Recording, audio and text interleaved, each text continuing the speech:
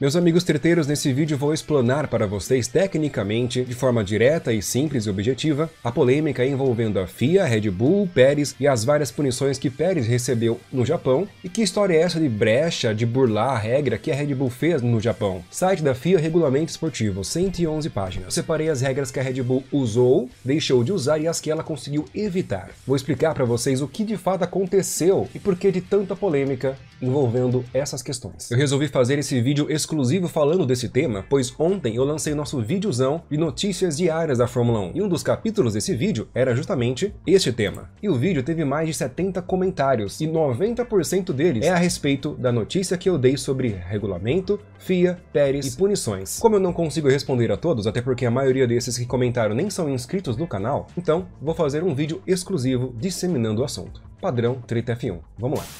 E vamos onde tudo começou, na largada. Pérez e Hamilton se tocaram, e isso fez danificar a asa dianteira do Pérez. E eis que fechamos o primeiro elo da corrente. E olha, serão vários elos aqui, mas vou explicar tudinho pra vocês. Após ter a asa danificada, Pérez foi chamado para o box para trocar a asa dianteira, e ele fez isso. Porém, ao entrar no pit stop, ele ultrapassou uma Aston Martin antes de cruzar a linha branca. E aqui está a punição que Pérez recebeu por fazer isso: ultrapassagem durante safety car. 5 segundos de penalização. Devo lembrar vocês que a situação de Pérez na Red Bull no circuito do Japão não foi nem um pouco favorável. Eis que Pérez consegue entrar no pit stop e troca o bico da asa dianteira dele, e também coloca pneus duros, e assim ele volta para a corrida, sem pagar nenhuma penalização por enquanto. Até agora o Pérez já fez a primeira batida, o primeiro pit stop e a primeira penalização. A corrida seguiu, e agora vem um ponto importante, que evidencia a situação complicada e desfavorável de Pérez na Red Bull. Tudo isso apenas algumas voltas depois de Pérez voltar para a corrida.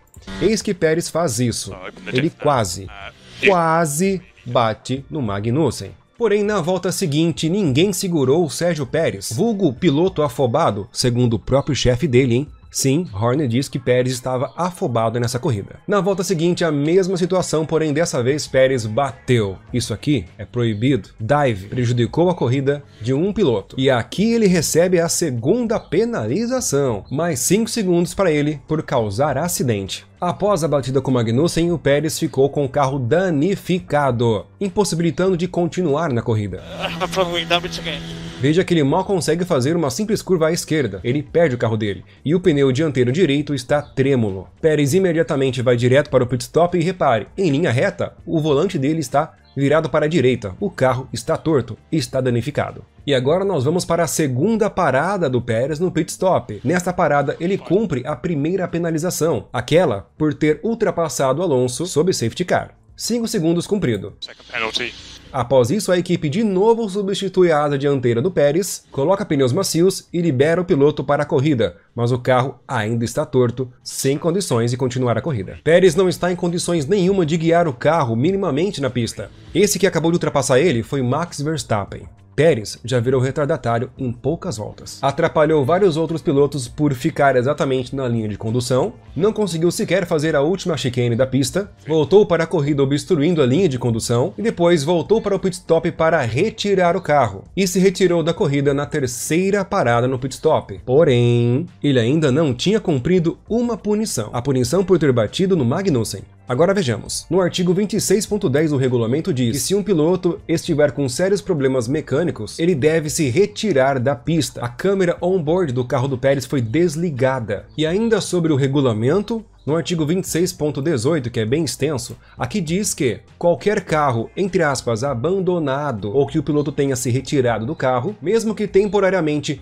é considerado fim da sessão para este piloto e para este carro, principalmente se o motivo do abandono é problemas mecânicos, o que claramente foi problema mecânico no caso do Pérez. Porém, as últimas linhas desse regulamento é ainda mais polêmica. Aqui diz que uma vez abandonado o carro, o piloto não pode voltar para a corrida se for para obter vantagem. Vantagem, mas vantagem do quê? Não especifica. Quase meia hora depois, aqui está o carro do Pérez, consertado e pronto para voltar para a corrida. Mas repare, o Pérez não está dentro do seu carro. Aqui nós vemos Pérez já dentro do seu carro, porém ainda sem luva. Ele está colocando as luvas. Eis que Pérez volta para a corrida. E dessa vez o carro dele está consertado, a direção não está mais torta. E aqui que entra outra polêmica de brecha no regulamento que a Red Bull explorou. Eu explico. No artigo 34.15 diz que reparos em um carro só deve ser feito enquanto o pit stop estiver fechado, ou seja, corrida suspensa. Contudo, não existe especificações. Já o artigo 57.4 tem algumas especificações que podem ser feitas somente se a corrida for suspensa. E aqui especifica que sim, podem fazer reparos e trocas de componentes do carro. Até mesmo o radiador pode ser trocado. E principalmente reparos genuínos de um dano causado em um acidente, incluindo troca de componentes. Lembrando que os reparos só podem ser feitos durante a suspensão de uma corrida, o que não aconteceu no GP do Japão. Então, o que explica a suspensão de Pérez, ou o volante de Pérez que estava torto, agora estar reto e consertado. O carro de Pérez, que não tinha condições seguras de voltar para a pista, depois de meia hora parado no pit stop, voltou, completou mais uma volta, voltou para o pit stop e cumpriu a penalização de 5 segundos por ter batido em Magnussen. Depois que cumpriu a penalização de 5 segundos, voltou para o pit stop e aí sim, ele se retirou da corrida pela segunda vez. Outra grande polêmica e eventual brecha no regulamento que envolve Pérez é o fato dele ter consertado o carro dele e voltado para a corrida. Vejamos o que o regulamento diz. Se um carro receber qualquer tipo de assistência mecânica durante uma corrida e depois esse carro voltar para a corrida, os comissários podem desclassificar este carro. Lembremos que meses atrás a FIA alterou simplesmente um verbo de uma regra que estava causando uma ambiguidade, um duplo sentido. E para finalizar, lembram que Pérez tinha se retirado da corrida antes de cumprir a punição da batida com Magnussen? Pois é, a equipe consertou o carro dele na garagem, liberou Pérez para a corrida novamente e cumpriu a punição. A Red Bull só fez isso porque a FIA autorizou Pérez voltar para a corrida, mesmo após o piloto ter saído do seu carro, o que pelo regulamento caracteriza abandono de corrida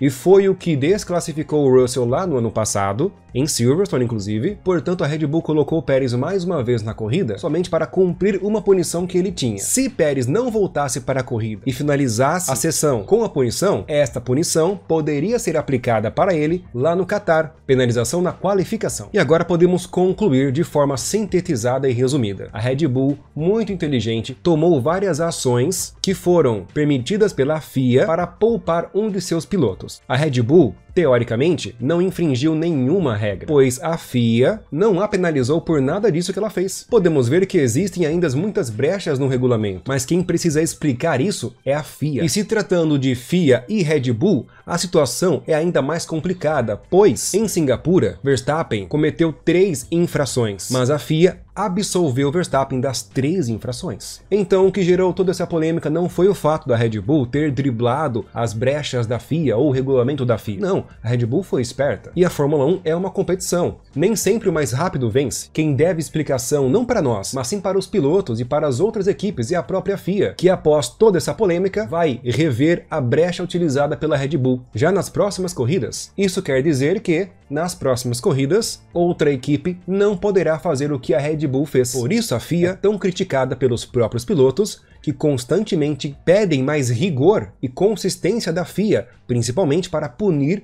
a Red Bull e os pilotos da equipe. Bom, espero que eu tenha conseguido explicar essa grande polêmica envolvida. Deixa o like e inscreva-se no canal. Acabamos de bater 50 mil inscritos. Muito obrigado pela força e pelo carinho de todos vocês. Um abraço.